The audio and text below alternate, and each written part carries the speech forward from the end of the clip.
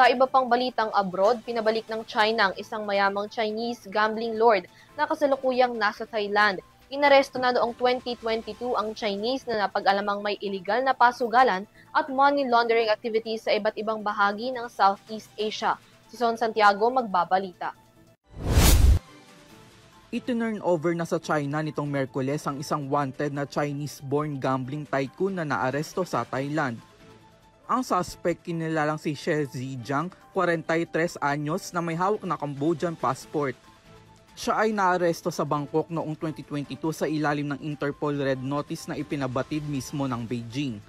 Ang naging ekstradisyon ni She ay inutos ng Thailand court nitong nakaraang linggo matapos na tuluyang i-dismiss ang naging apela ng kanyang kampo noong 2024.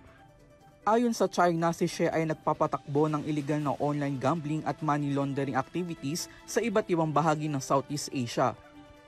Kabilang sa kanyang operasyon ng $115 bilyong na casino at entertainment complex sa may Thai-Myanmar border na isinasabing sentro ng online scams at human trafficking. Siya rin umano ang nagpapatakbo ng mahigit 200 illegal gambling websites.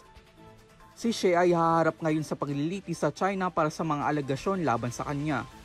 Nagpasalamat naman ang China sa pamahalaan ng Thailand sa kanilang kooperasyon at tiniyak pa ang pagtutulungan ng dalawang bansa laban sa mga nasabing krimen sa rehiyon.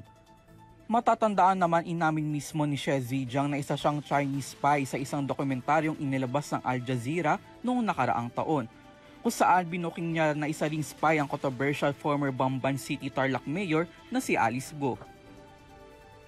Para sa EuroTV News, ako si Son Santiago, sumasaludo sa bawat Pilipino.